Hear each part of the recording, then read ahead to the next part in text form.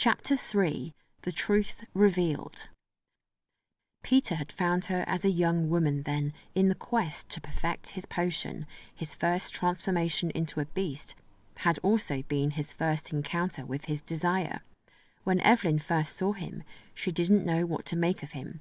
Perhaps it was the drug inside her that the clerics had slipped in her drink, just as they had followed her to the ruins.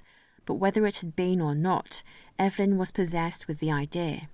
Peter the creature found himself bent over her, her gown ripped open before him. He was erect, and she pulled at the monstrous cock between his legs, gently leading him forward. "My queen," he must have whispered, beyond that form of creature that he was, but little hesitation was needed as he penetrated her, ripping her open. She bled and cried out, but soon the pain ended, and the pleasure began. He must have lost himself in the ecstasy, repeatedly fucking throughout the evening, even when the clerics that meant to rape her came looking for her. When they caught him on her, he leaped forward and ripped their necks open and let them bleed to death. Evelyn remained calm, perhaps still possessed by the drug. She sensed no fear, only joy and pleasure as he mounted her well into the morning.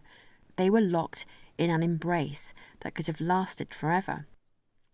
Soaked in sweat and sticky from nectar, he was rocking gently inside her when he suddenly noticed the change occurring. It was time to leave. He was changing back to his human form. Evelyn moaned in delight as he rocked his hips over her, his cock hot, throbbing, and burning with agony from all the fucking.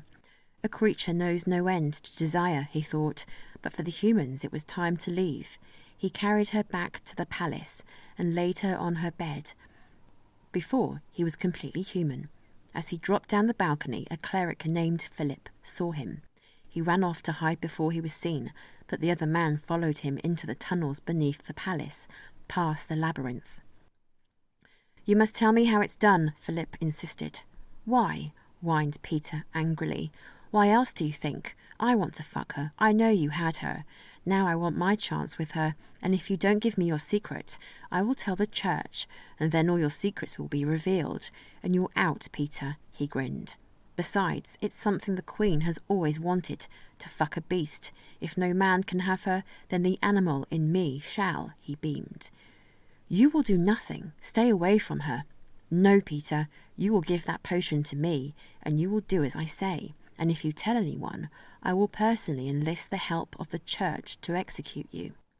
"You wouldn't dare," Peter growled. "Try me. Now the potion. I want to fuck the Queen." And the rest of the clerics took the potion, and they all became creatures, all different forms of creatures. When he was able to capture them all, Peter imprisoned them in the cells located near the labyrinth. But the Queen soon found them, and when he came, they had already taken turns fucking her. Angered, he wanted to make sure they would not escape, and used that to possess her against her will. And once she had fled, he burned the place down, and them along with it. Evelyn knew this now, and she held on to him, the beast Peter, with more appreciation and admiration, for all the sacrifice he endured for her. His loyalty and dedication warmed her heart, and she now loved him, in a way she had never loved another.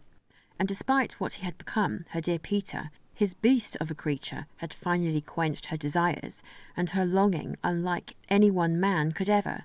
This is all she ever wanted and more. A queen to her people and a queen to her beast. And as they say, they lived happily ever after.